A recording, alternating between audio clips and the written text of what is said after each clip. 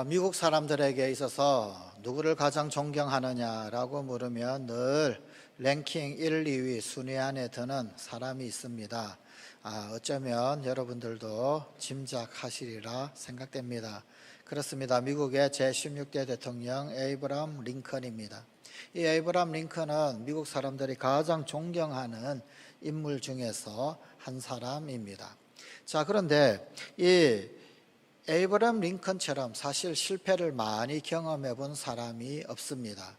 미국인들이 가장 존경하는 사람 중 한 사람이지만 사실 그의 인생은 그야말로 실패의 아이콘이라고 해도 다를 바 없습니다. 그는 젊은 시절에 사업에 실패를 했습니다. 파산을 했던 적이 있습니다. 아내를 일찍 잃었지요. 그 이후에 늘 신경쇠약에 시달렸습니다. 그의 초상화 혹은 아니면은 그림을 보면은 아주 얼굴이 홀쭉하게 나오는데 유명한 일화가 있지 않습니까? 너무 피골이 상접한 그런 얼굴이어서 소녀가 편지를 냈어요. 링컨에게. 링컨 아저씨, 수염을 길러보면 어떨까요? 그래서 그의 아주 이 피골이 상접한 얼굴, 너무 그렇게 마르면 사람이 좀 날카로워 보이고 예리해 보이고 그러지 않습니까? 그죠? 그래서 그 소녀의 편지에 의해서 수염을 길렀다라는 겁니다.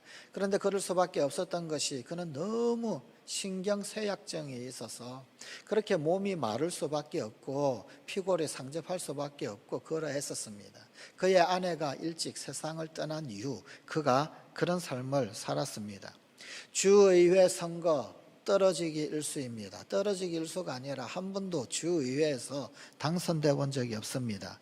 연방하원 의원 선거 낙방했습니다. 상원의원 선거 역시 낙선했습니다. 부통령 선거 또 낙선했습니다.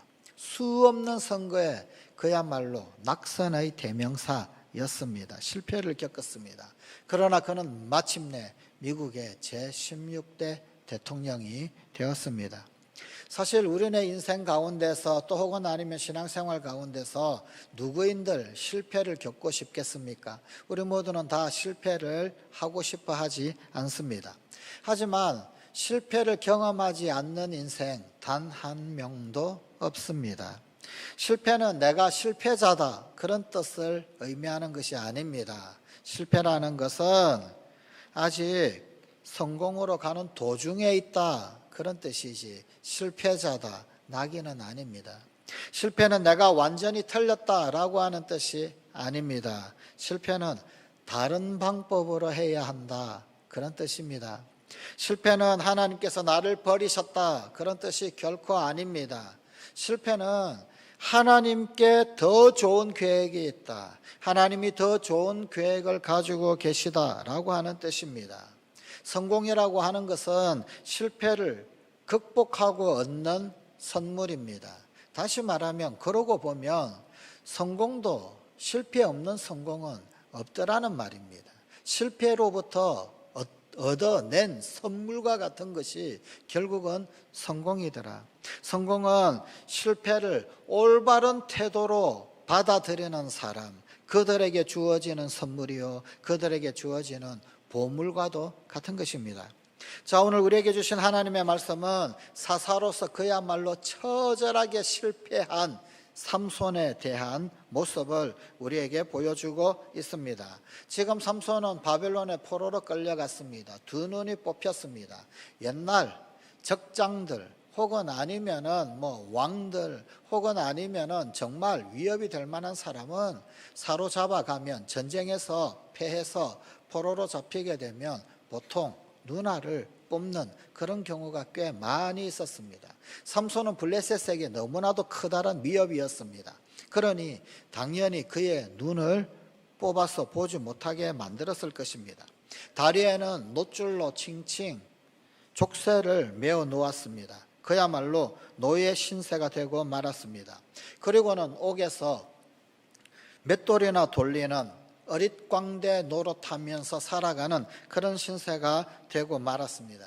그는 한때는 참으로 힘이 아주 강력한 그런 사사였습니다. 그래서 이 블레셋의 그 들판의 모든 곡식들을 전부 다 불로 다 태워버리는 그런 힘센 천하장사였지만 이제는 그야말로 힘이 없이 감옥에서 곡식을 갈고 있는 그런 비천한 모습이 되고 말았습니다. 이 블레셋의 다곤 신, 오늘 본문에 등장하는 다곤 신전이 있지요. 그 다곤 신전의 주인인 다곤, 이 다곤 신은 토지와 곡식의 신입니다. 블레셋에게 있어서 토지를 관장하고 그리고 또한 곡식 소출과 연관된 그런 신입니다. 딥나평원, 그 딥나평원의 곡식단을 전부 다 불살라 버린 것, 그것은 사실 이 삼손이 블레셋의 다곤 신을 조롱한 것이었습니다. 그런데 이제는 이 삼손이 다곤 신당에서 곡식 타작하기 위해 눈먼 노예가 되어서 맷돌을 돌리며 추수를 하고 있는 그런 신세가 되고 말았습니다. 사람들은 그를 놀이갯감으로 만들어서 그에게 수치와 모욕감을 안겨주었습니다. 자, 오늘 본문 말씀에 보게 되면 맷돌을 돌린다라고 하는 표현이 있는데 사실은 이 맷돌이라고 하는 이 단어가 히브리어 원어에서는 곡식을 빻는 돌, 그렇게 되어 있습니다. 맷돌이라고 오늘 우리가 사용하고 있는 용어의 맷돌, 그런 어떤 고유 명사가 있어서 고유 명사가 사용된 게 아닙니다. 곡식을 빻는 돌. 자, 저기 그림에 보이는 것은 이스라엘의 다곤 박물관에 있는 맷돌 모습입니다. 오늘 본문에도 다곤 신전이 나오는데 이 다곤이 저 사진에 이 다곤 박물관의 다곤과 상관이 있을까요? 어쨌든 스펠링은 같은 스펠링을 사용합니다. 당시의 맷돌은 오늘날 우리가 사용하고 있는 맷돌하고는 조금 다르지요. 예. 사사시대에는 맷돌이 절하했었습니다. 저것은 토기입니다. 토기로 맷돌을 가지고 곡식을 빻는 모습을 이렇게 토기로 재현을 해놓은 그러한 모양새입니다. 자, 맷돌이 이 고대 근동 지역에 세 종류의 맷돌이 있었습니다. 지금 보이는 맷돌이 제일 초기 맷돌, 사사시대는 아마도 저런 맷돌이었을 것이다 여겨집니다. 두 번째 맷돌은 오늘날 우리가 사용하고 있는 그러한 이 맷돌과 비슷합니다. 어처구니가 이렇게 꽂혀서 이렇게 사람들이 돌리지요. 좀 그 비슷한, 아마도 이 아비멜렉이 여인이 던진 그 이 맷돌 윗짝에 머리가 맞아서 깨어져서 죽었던 사건이 있었지요. 그때 여인이 들고 있었던 맷돌이 아마도 지금 그림에서 보여드렸던 저 맷돌 윗짝이든 혹은 아니면은 오늘날 우리가 사용하는 어처구니를 꽂아서 사용하는 맷돌 윗짝이든 둘 중에 하나였을 것으로 추측이 되어집니다. 저 두 번째 맷돌은 혹 난리가 나면 피난 갈 때 등짝에다가 짊어지고 그렇게 가던 그런 도구였었습니다. 신약 성경에 나오는 예수님께서 말씀하셨던 소위 나귀나 소, 짐승들이 메어서 돌리는 연자맷돌. 연자맷돌은 고대 근동 지역에서 언제 출현을 하느냐면 구약에서 신약 넘어가는 즈음에, 그러니까 기원 전 기원 후 넘어가는 그쯤, 그때 연자맷돌이 생깁니다. 자, 그렇다라고 한다면 그 구약 가운데서도 왕조시대도 훨씬 더 이전이었던 그 시절, 그때의 맷돌은 아마 조금 전에 그림에서 보여드렸던 저런 맷돌이었을 겁니다. 자, 뭘 이야기합니까? 사자의 입을 찢던 삼손이었습니다. 나귀 특별을 가지고 블레셋 군사 1000명을 단번에 쳐 죽이던 절대 용사 헤라클레스, 혹은 아니면 오늘날로 따지자면 슈퍼맨과도 같은 그런 삼손이었습니다. 그런데 이제 그 삼손이 잡혔습니다. 두 눈이 뽑혔습니다. 놋사슬에 착고에 묶여서 꼼짝달싹 못하게 되었습니다. 예전 같았으면 그것도 풀러버렸었겠죠. 그러나 풀 힘도 없습니다. 옥에 갇혔습니다. 아마도 그 옥은 위 천장이 훤히 뚫린 그런 옥이었을 겁니다.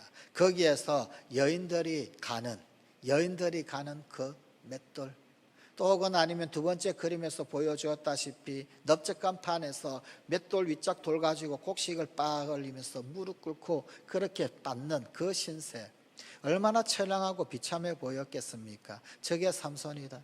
저게 삼손이다. 비참한 신세가 된 것입니다. 당시에 이 맷돌을 돌린다, 맷돌을 돌린다라고 하는 표현이 맞는 표현인지도 모르겠습니다. 곡식을 빻는 돌, 그걸 가지고 곡식을 빻는 일들은 여인들이 하는 일들이었습니다. 남자가 하는 일은 두 가지 경우가 있었습니다. 노예가 그 일을 하든지 아니면은 포로된 자에게 그 일을 시켰습니다. 노예나 포로에게 이 맷돌 돌리는 혹은 곡식을 빻는 일을 시키는 것은 모멸감을 주고 수치감을 주기 위해서 시켰던 고역이었습니다. 당시에 한 가정에서 하루의 식사량 곡식을 위하여서 여인들이 맷돌로 곡식을 빻을 때 대략 한 3시간 정도 걸렸다고 합니다. 그러니 이 맷돌을 돌린다, 곡식을 빻는다라고 하는 이 일은 상당한 고역이 되는 그런 일임에도 틀림이 없었고, 특별히 이 삼손에게는 그야말로 모멸감을 안겨다 주고 그야말로 수치감을 안겨다 주는 그런 아주 천박한 형벌이었습니다.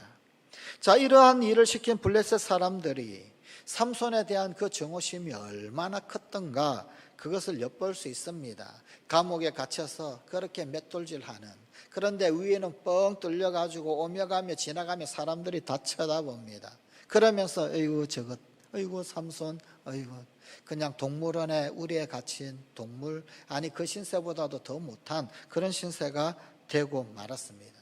이제 모든 것이 삼손에게 있어서는 다 끝난 듯이 보였습니다. 삼손이 이런 비참한 상황 가운데 빠져 있었을 때 한 줄기 소망의 빛과 같은 그런 기록이 성경에 나타납니다. 오늘 본문 22절입니다. 그의 머리털이 밀린 후에 다시 자라기 시작하니라. 머리카락이 다시 자랍니다. 당연한 이 사실, 머리카락 자라는 거 당연한 것 아닙니까? 그런데 이 당연한 사실을 왜 이 특이한 일처럼 성경은 이렇게 기록하고 있을까요? 그의 머리털이 밀린 후에 다시 자라기 시작하니라. 삼손은 머리카락이 밀리고 그리고는 여호와의 영이 떠나고 두 눈이 뽑힐 때 하나님께서 영원히 자기 자신을 버리신 줄 알았습니다. 아마도 절망 가운데 있었고 낙심 가운데 있었을 것입니다. 후회 회환만이 가득했을 것입니다. 그러나 그러던 어느 날 이 머리털이 자라고 있다라는 사실을 깨닫습니다.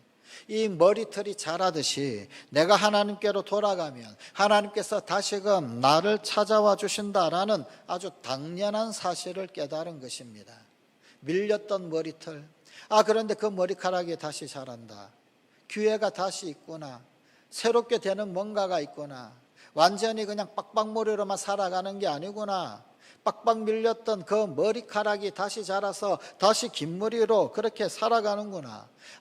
죽었던 것이 살아날 수 있구나. 기회가 있구나. 새로워질 수 있구나. 소생이라고 하는 것이 있구나. 이것을 깨달은 것입니다. 그렇습니다. 나는 실패할 수 있습니다. 그러나 하나님은 나를 다시 일으켜 주십니다. 머리카락은 자랍니다. 그가 하나님께 돌아가면 하나님께서는 당연히 그를 용서하십니다. 삼손이 채찍에 맞을 때도 머리카락은 자라고 있었습니다. 삼손이 손가락질 당하고 조롱받고 있을 때 그때도 이 머리카락은 자라고 있었습니다. 맷돌을 돌리는 그 시간에도 머리카락은 자라고 있었습니다. 깊은 밤 외로이 울고 있는 그 시간에도 머리카락은 자라고 있습니다. 눈은 뽑히고 발에는 쇠고랑을 차고 있고 수치스럽게 맷돌을 곡식 빻는 그런 일 하고 있었지만 머리카락은 자라고 있었습니다. 하나님은 삼손을 영원히 버리신 것이 아닙니다. 삼손이 실패한 그 자리가 삼손 인생의 막다른 골목이 결코 아니었습니다. 삼손은 머리카락이 한 줌 잡히는 그 순간 어쩌면 눈물이 났을런지도 모릅니다. 머리카락이 자라네. 머리카락이 자라고 있구나. 하나님 저를 완전히 버리신 것이 아니군요. 기회라고 하는 것이 완전히 없는 것이 아니군요. 이 감옥에서 저 혼자 버려두신 것이 아니군요. 삼손에게 있어서의 머리카락은 하나님의 능력의 상징과도 같은 것이었지요. 삼손은 하나님께 기도할 수 있는 용기를 얻었습니다. 사실 이쯤이면 삼손은 깨달았을 겁니다. 머리카락에 능력이 있는 것이 아니라 하나님께 능력이 있다. 이제는 좀 깨달았을 겁니다. 삼손이 눈먼 노예가 되어서 맷돌 돌리고 있을 때 블레셋 사람들이 얼마나 신이 났는지 모릅니다. 본문 23절입니다. 우리의 신이 우리 원수 삼손을 우리 손에 넘겨주었다. 곡식의 신이었던 그 다곤, 그가 곡식의 신을 비웃던 이제는 노예가 된 그 삼손이 곡식의 신을 이기는 듯이 보이고 무시하는 듯이 보였는데 결국은 곡식의 신인 자기들의 신이 그 삼손을 징벌했다는 거예요. 결국에는 그 곡식의 신의 노예가 되어져서 곡식이나 틀고 있게 되는 그런 신세가 되었더라라는 겁니다. 사탄은 하나님의 백성이 고난을 당하고 망해가는 그런 모습을 은근히 즐깁니다. 아주 기뻐합니다. 그리고는 망해가고 고난당할 때까지, 그때까지 집요하게 약점을 물고 늘어집니다. 마침내 아주 웃음거리가 되게 합니다. 얼마나 기뻐하는지 모릅니다. 하나님의 교회가 어려움을 당하면 세상은 그렇게 좋아할 수가 없습니다. 하나님의 자녀들이 망한다라고 하는 소문이 나면은 사탄은 춤을 춥니다. 그래서 블레셋은 5방백이 모두 모이고 백성들까지도 전부 다 모여서 잔치를 벌이면서 기뻐합니다. 그것도 다곤의 신전에서. 야, 네가 곡식 소산물 딥나평원에서 다 불태웠지. 우리 신이 너에게 벌 주는 거야. 너에게 갚아주는 거야. 블레셋 5방백이 모두 모였습니다. 잔치를 벌입니다. 그리고는 비웃고 조롱을 합니다. 삼손 별거 아니네. 저 앞도 못 보는 삼손, 더듬거리는 삼손, 어디로 가야 할지 몰라가지고 이리 부딪히고 저리 부딪히는 저 삼손, 저 우스꽝스러운 꼴 좀 보게나. 교회 별것 아니네. 예수장이 별것 아니네. 한국교회 별것 아니네. 예수 믿는 것들 아무것도 아니네. 하나님 별것 아니네. 저 더듬거리며 헤매는 꼴 좀 보소. 세상은 이렇게 비웃고 조롱합니다. 그래서 우리 그리스도인들이 잘 살아야 합니다. 잘 살아야 한다라고 하는 것이 그저 부자로 떵떵거리면서 산다, 그런 것을 말하는 것 아닙니다. 명예롭게 살고 바르게 살고 누가 봐도 야, 매력 있구나, 누가 봐도 멋이 있구나, 맛이 나는구나, 그렇게 살아야 한단 말입니다. 품격이 있구나, 구워줄지언정 꾸지 않는구나. 주님의 교회를 잘 섬겨야 합니다. 절대로 우리는 사탄의 비웃음거리가 되면 안 됩니다. 우리는 그 비웃음과 축제 뒤에서 엄청난 일을 준비하고 계시는 하나님의 손길을 볼 수 있어야 합니다. 삼손이 붙잡혀서 놀이객감 되었다라는 소식 듣고 이제 축제를 벌이기 위해서 5방백이 몰려오고 블레셋 사람들 다 몰려 들어옵니다. 그들은 자기 신에게 제사 드리기 위해서 모이는 것이었습니다. 어쩌면 이스라엘 백성에게 대대적인 복수하기 위하여서 다곤 신전에서 출정식을 하고 있는지도 모릅니다. 술을 마시며 낄낄대고 웃고 즐깁니다. 그러나 그들 모두 한자리에 불러 모으신 분은 사실은 그 너머에서 역사하시는 하나님이십니다. 5방백의 통치자들 다 모여라. 블레셋의 군사령관 모여라. 지휘관 다 모여라. 장관들 모여라. 부자도 모이고 잘난 사람 다 모여라. 내가 너희를 어떻게 하는지 두고 봐라. 너희가 비웃는 너희의 조롱, 그리고 너희가 손가락질하는 저 나의 종 삼손, 그가 너희를 어떻게 멸하는지 보라. 사실 하나님의 심판의 자리로 하나님이 불러 모으신 것입니다.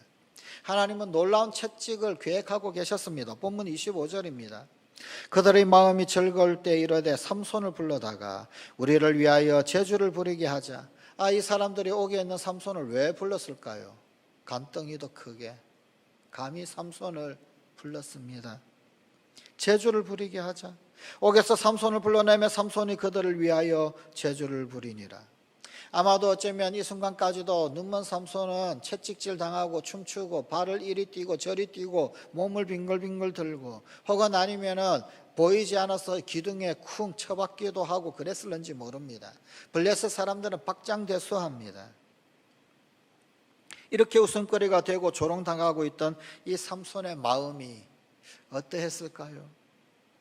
아마도 그의 마음은 블레셋에 대한 분노, 증오심, 그리고 또 어이없이 유혹에 넘어간 자신에 대한 후회, 회한, 자책감 등등등 다양한 감정들이 아마도 교차했을 겁니다.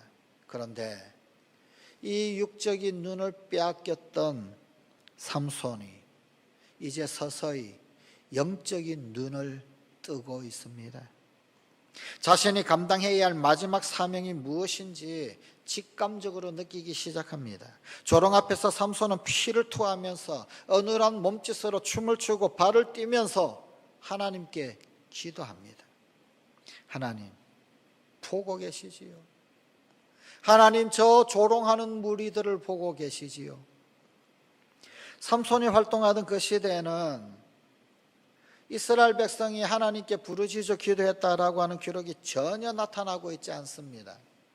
사사기 앞부분들, 전반 부분들은 고통 가운데 어려움 가운데 있으면 백성들이 하나님께 부르짖었습니다. 그러면 하나님께서 구원자를 보내주셨습니다. 사사를 보내주셨습니다. 그런데 사사기 삼손 이야기, 사사기에서 이 삼손의 이야기 가운데서는 단 한 번도 백성이 부르짖었다라고 하는, 단 한 번도 기도했다라고 하는 이야기가 나오지 않습니다.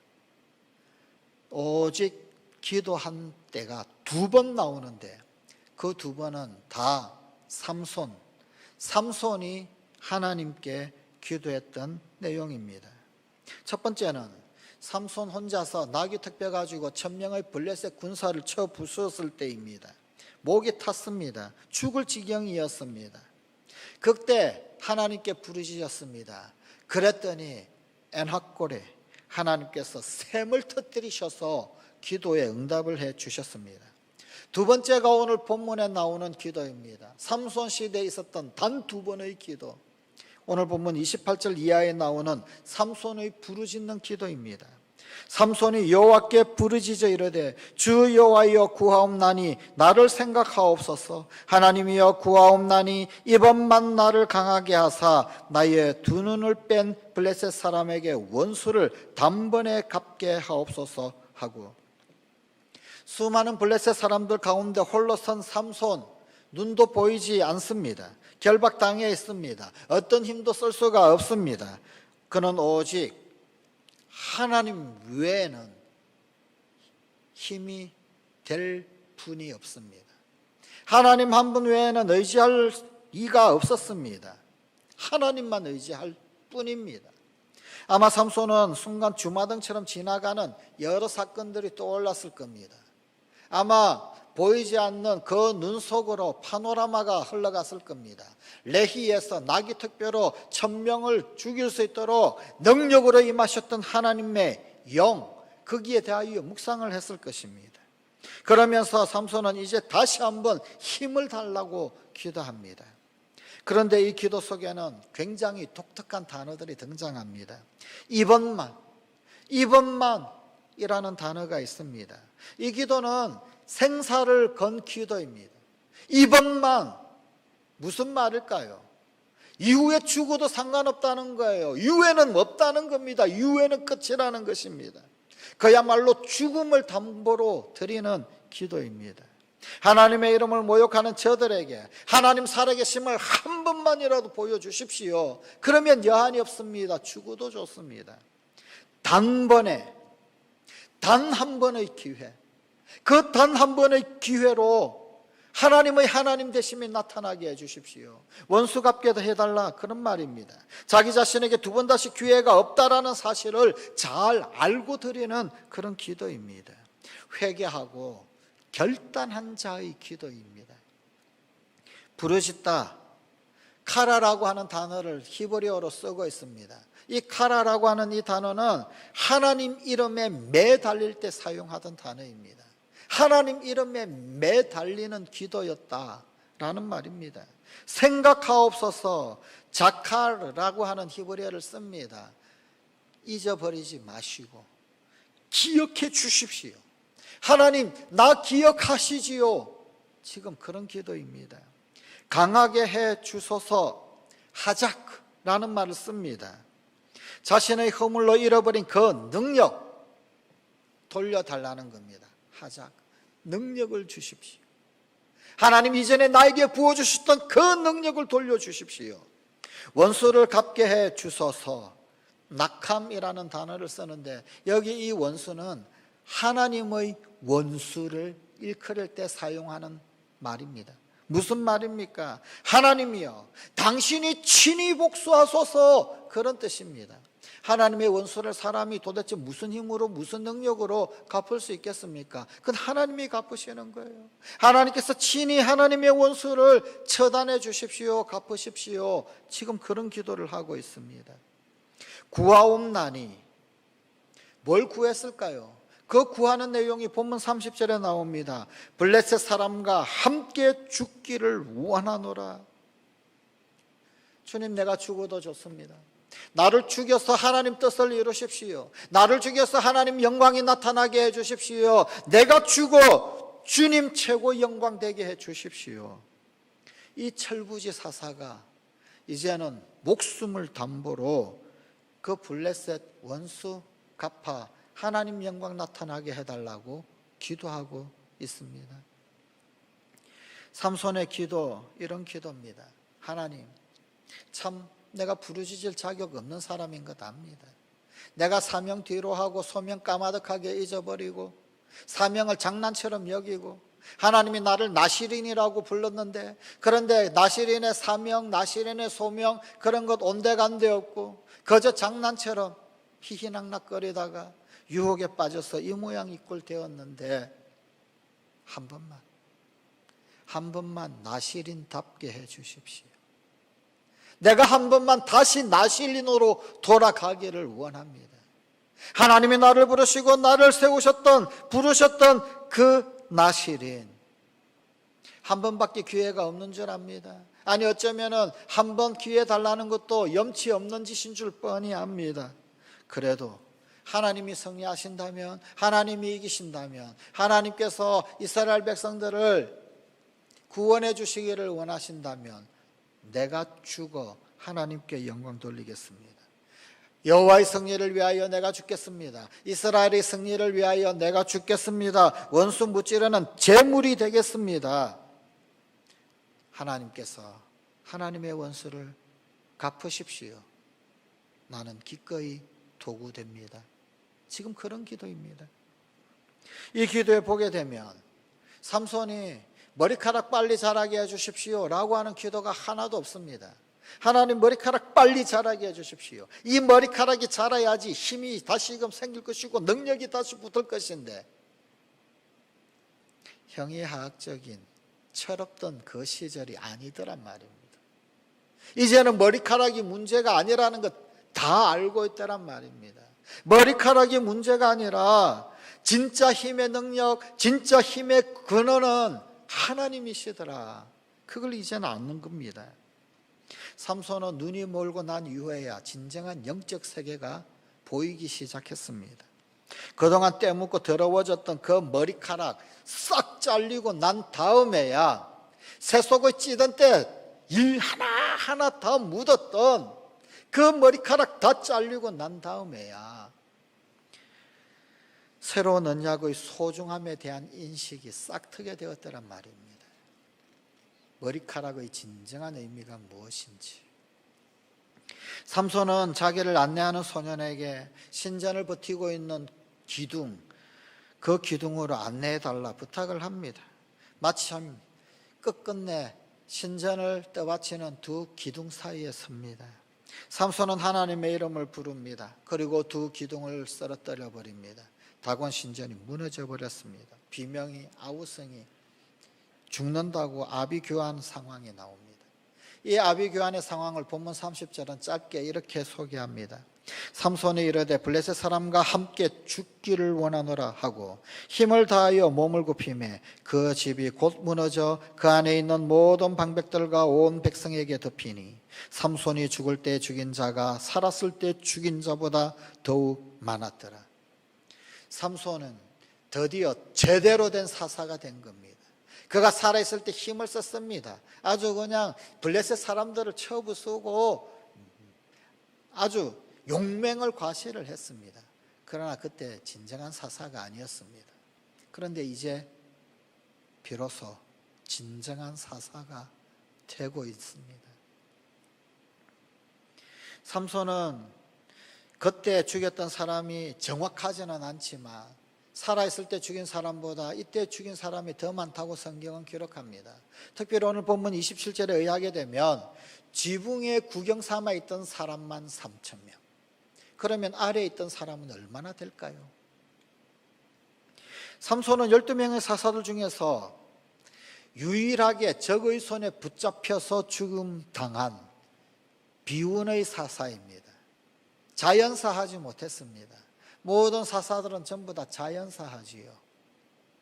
삼손은 비운의 사사입니다. 자연사하지 못한 유일한 사사. 삼손은 언약을 타고난 사사였습니다. 나실인이었습니다. 삼손이 잡히고 눈이 뽑히고 비참하게 죽는 이유 뭘까요? 언약을 깨뜨렸기 때문입니다. 약속을 깨뜨렸기 때문입니다. 언약을 깨뜨린 자는 하나님 앞에서 깨어져야 합니다. 언약을 깨뜨린 자, 하나님 앞에서 깨뜨리심을 당해야 합니다. 하나님과의 언약을 파기한 삼손은 그 언약을 파기한 대가로 자신의 목숨을 내놓아야 했습니다. 이스라엘은 약속의 땅이라고 하지요. 언약의 땅이지요. 그 이스라엘 역시 언약의 땅에 들어갔습니다. 하지만 언약을 모두 깨뜨리고 살았기에 이방의 발 아래 짓밟히며 살게 되었습니다. 삼손은 하나님과의 언약이 얼마나 중요한 것인가, 얼마나 소중한 것인가를 보여주고 있습니다. 그래서 삼손은 자신의 죽음과 함께 자신의 사명, 블레셋을 도륙해야 하는 그 사명을 감당하고 있는 겁니다. 목숨으로 언약을 지키는 것이고 목숨으로 사명을 감당하고 있는 것입니다.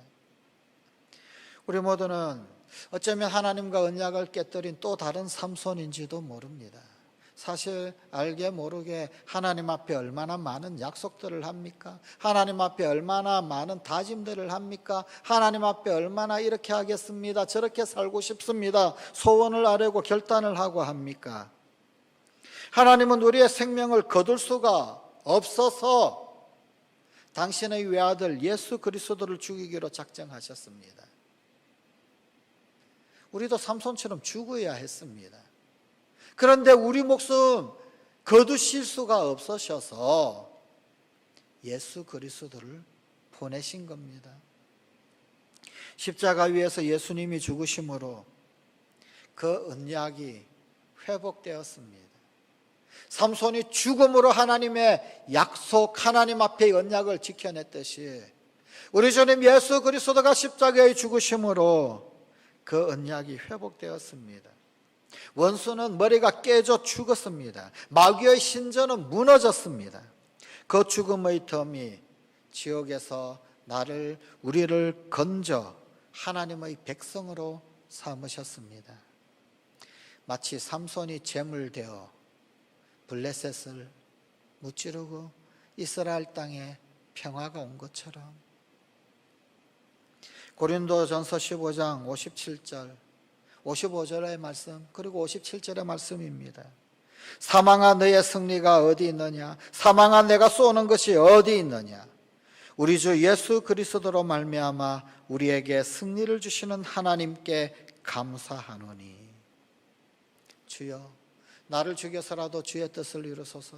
주여, 나를 죽여서라도 주님이 영광 나타내소서. 나를 죽여서라도 하나님 살아계심의 증거들이 나타나게 하여 주옵소서. 주여, 나를 죽여서라도 주님이 승리하옵소서.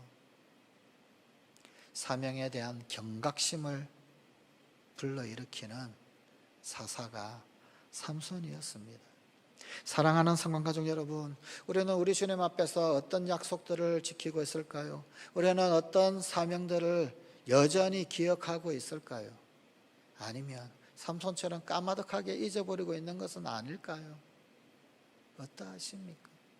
오늘 내 심장을 뛰게 만드는 그 사명이 살아있습니까? 하나님 앞에서 나의 거룩한 열정을 불태웠던 그 언약이 살아있습니까? 다짐이 살아있습니까? 하나님 앞에 헌신하겠다고 결단했던 그 시간들이 지금도 여전히 내 가운데 살아있습니까? 주님께 이렇게 기도하실 수 있으시겠습니까? 주여, 나를 죽여서라도 주님이 영광 받으십시오. 나를 죽여서라도 주의 뜻을 이루십시오. 나를 죽여서라도 주님의 승리가 나타나게 하여 주십시오. 기도하십시다. 하나님, 나시린, 내가 나시린인데, 우리가 나시린인데, 우리가 예수 피로 나시린 된 자였는데, 그런데 그 나시린 사명, 나시린 소명, 하나님 앞에서 이거 거룩한 언약, 그 생생한 약속들 지금도 여전히 살아있는 우리 사랑하는 성관가족들이 다 되게 하여 주시옵소서. 예수님 이름으로 기도드리옵나이다. 아멘.